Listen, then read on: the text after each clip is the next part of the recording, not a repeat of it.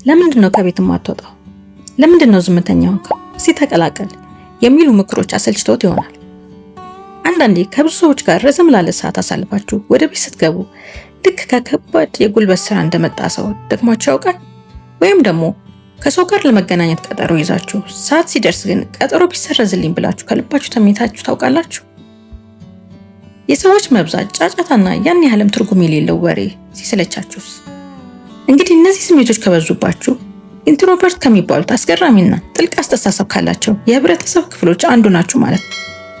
እስቲ በመጀመሪያ ኢንትሮቨርት መሆን ማለት ምን ማለት ነው የሚለውን ግልጽ እናደርገው። ብዙ ጊዜ ማህበረሰባችን ኢንትሮቨርት ሰዎች አይናፈር ወይም ሰውን የሚጠሉ አድርገው ያስባሉ። ነገር ግን ይህ ፈጽሞ ስህተት ነው። ኢንትሮቨርት መሆን ከሰዎች ጋር ካለመግባባት ወይም ከፍርሃት ጋር ምንም ግንኙነት የለውም። ዋናው ሚስጥር ያለው ጉልበትን ወይም ኃይልን ከየት እናገኛለን በሚለው ላይ ነው። ነገሩን በቀላሉ ለመረዳት ራሳችንን ልክ እንደ ሞባይል ስልክ ባትሪ አድርገን እናስበው። ኤክስትሮቨርት የሆኑ ሰዎች ባትሪያቸውን ቻርጅ የሚያደርጉት ከብዙ ሰዎች ጋር ሲገናኙና ሲያወሩ ነው። ለእነሱ ሰው ቻርጀር ነው። ኢንትሮቨርቶች ግን በተቃራኒ ናቸው። ከብዙ ሰዎች ጋር ሲሆኑ ባትሪያቸው እያለቀ ኃይላቸው እየተሟጠጠ ይመጣል። ታዲያ ይህን ያለቀ ባትሪ መልሶ ለመሙላት የግድ ብቻቸውን መሆን፣ ጸጥታና ራሳቸውን ማዳመጥ ያስፈልጋቸዋል።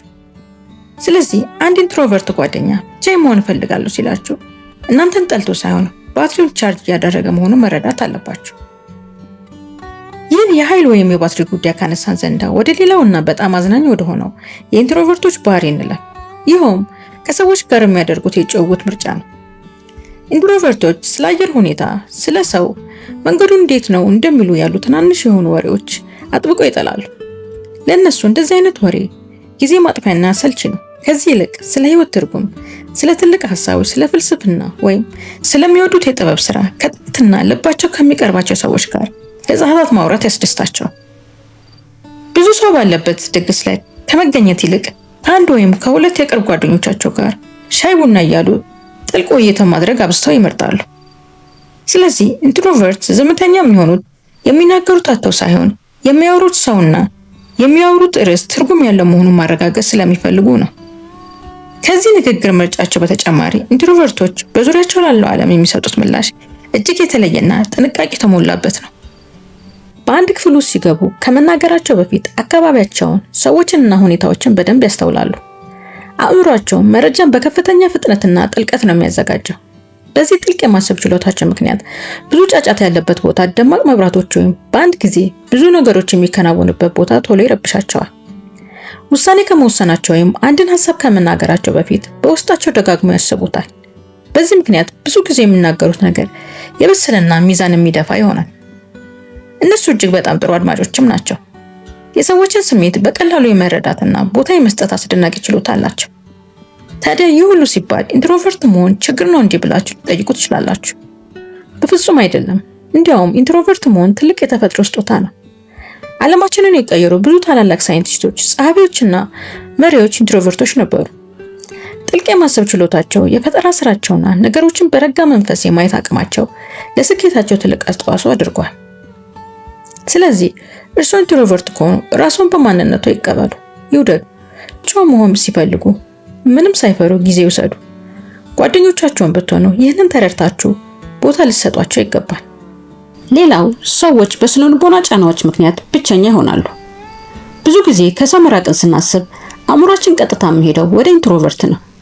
ነገር ግን ከሰው መራቅ ሁሉ ጊዜ የተፈጥሮ ባህሪ ላይሆን ይችላል።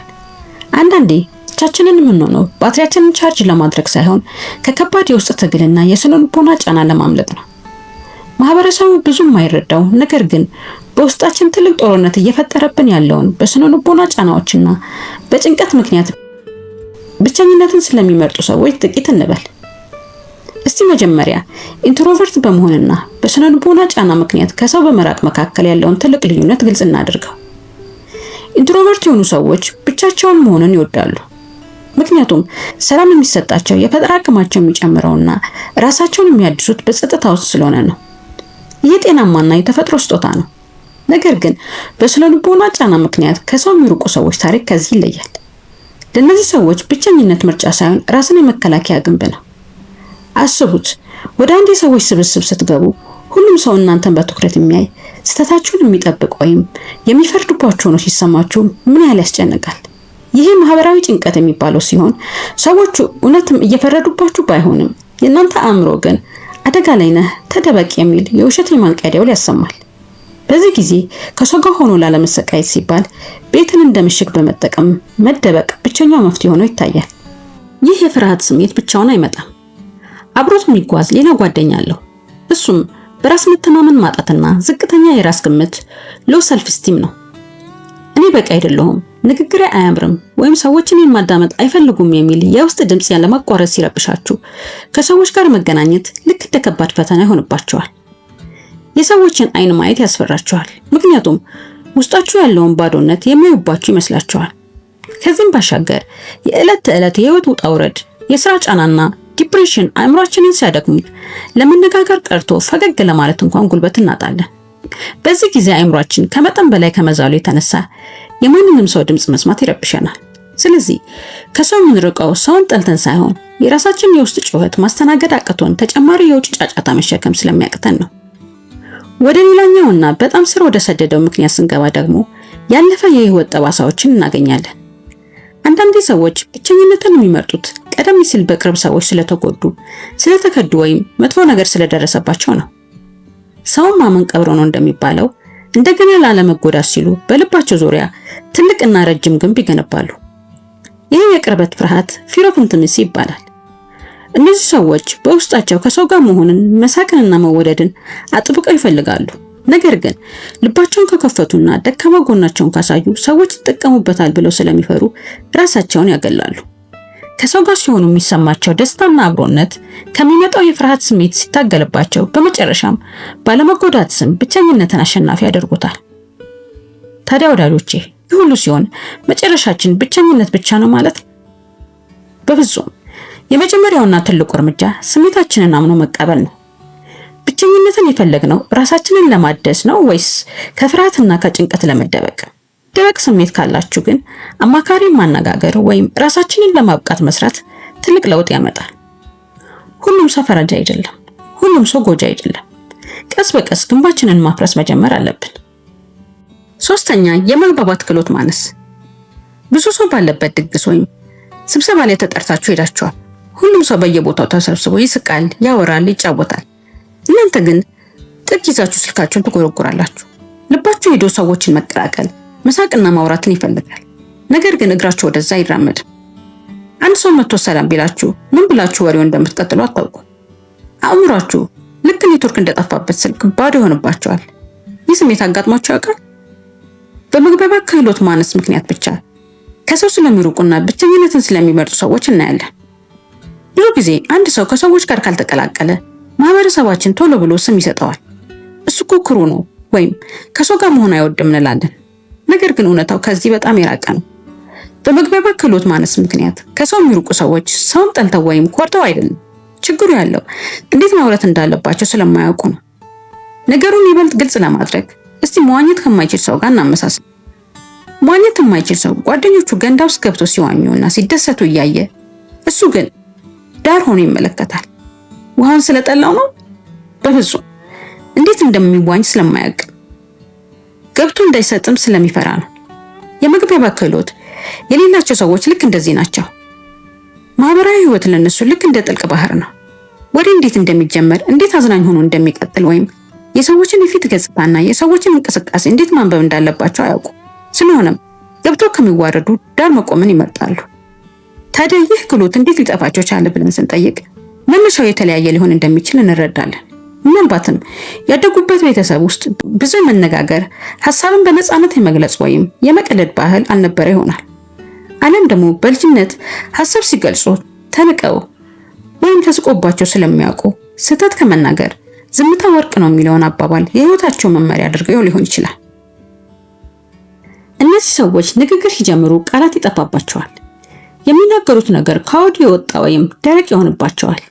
አንዳንዴ ሰዎች ቀልድ ሲቀልዱ እነሱ በቁም ነገር ተረድተውት ሁኔታ ሁሉ እንግዳና አስጨናቂ ያደርጉታል። ይሄ ደጋግሞ ሲያጋጥማቸው ምን ይወስናሉ? እኔ ለካ ከሰው ጋር መግባባት አልችልም ብለው ራሳቸውን ያሳምናሉ። ከዛ በኋላ ሰዎች ወደ እነሱ እንዳይመጡ ፊታቸውን ኮስተር ያደርጋሉ፣ ጆሮአቸው ላይ ኤርፎን ይሰካሉ። ወይም ሁልጊዜ ስራ የሚበዛባቸው መስለው ይታያሉ። ይህ ሁሉ መከላከያ ዘዴያቸው ነው። በውስጣቸው ግን ጥልቅ የሆነ የጓደኛና የፍቅር ጥማት አለ። ይህ ሁኔታ እጅግ አሳዛኝ የሚያደርገው እነዚህ ሰዎች ብቸኝነትን የመረጡት ፈልገው ሳይሆን አማራጭ ሲያጡ ነው። ብቻቸውን ክፍላቸው ውስጥ ሆነው ለምንድነው እንደ ከሌ ተጫዋች መሆን የማልችለው? ለምንድነው ሁልጊዜ ማራው ነገር የሚያጥረኝ እያሉ ራሳቸውን ይቁሳሉ። በማህበራዊ ሚዲያ ላይ የሌሎችን ሰዎች የደመቀ ህይወት እያዩ ይቀናሉ። ከሰው ጋር መሆን እያስጠላቸው ሳይሆን ከሰው ጋር ሲሆን የሚፈጠረው መሸማቀቅና አለማወቅ እያሳፈራቸው የራሳቸውን እስር ቤት አጥር አበጅተው ይዘጉበታል። ሰዎችም ይህንን የውስጥ ትግላቸውን ስለማይረዱ እየራቋቸው ይሄዳሉ። በዚህ ምክንያት ትልልቅ የሥራ ዕድሎች፣ ጣፋጭ የፍቅር ግንኙነቶችና ድንቅ ጓደኝነቶችን ያጣሉ። ታዲያ ዛሬ ለዚህ ሁሉ ላምባ የሆነና ብርሃን የሚፈነጥቅ አንድ ትልቅ ምስራች አለ። የመግባቢያ ክህሎት ልክ እንደ ስሙ ክህሎት እንጂ ተወልደን የምናመጣው ልዩ ተሰጥኦ አይደለም። ልክ መኪና መንዳት ወይም ቋንቋ እንደምንማረው ሁሉ ከሰዎች ጋር መግባባትን መማርና ማዳበር ይቻላል። አዎ፣ መጀመሪያ ላይ ትንሽ ሊከብድ፣ ሊያሳፍር ወይም ፌክ ሊመስል ይችላል። ግን በትንሹ ለምሳሌ በመንገድ ላይ ለሚያልፍ ሰው ፈገግ በማለት ለሱቅ ባለቤቶች ሰላምታ በመስጠት ወይም ጥያቄዎችን በመጠየቅ ልምምድ ማድረግ ይቻላል። እመኑኝ፣ በሂደት ተፈጥሯዊ እየሆነ ይመጣል። ስለዚህ ራሳችሁን ከሰው አታርቁ። ማግኘት የምትችሉት ውሃው ስትገቡ ብቻ ነው። ብቻውን መሆን መፈለግ ሁሉም ችግር ነው ማለት አይደለም። ነገር ግን ለምን እንደሆነ ማወቁ ራሳችሁን ይበልጥ እንድትረዱ ይረዳችኋል። ይህን ቪዲዮ ከወደዳችሁት ላይክ አድርጉ፣ ለጓደኞቻችሁ አጋሩት። ተጨማሪ እንዲህ አይነት ጠቃሚ መረጃዎች እንዲደርሷችሁ ሰብስክራይብ ማድረጋችሁንና የደወል ምልክቷን መጫን እንዳትረሱ። ስለተከታተላችሁን እናመሰግናለን። ቻው።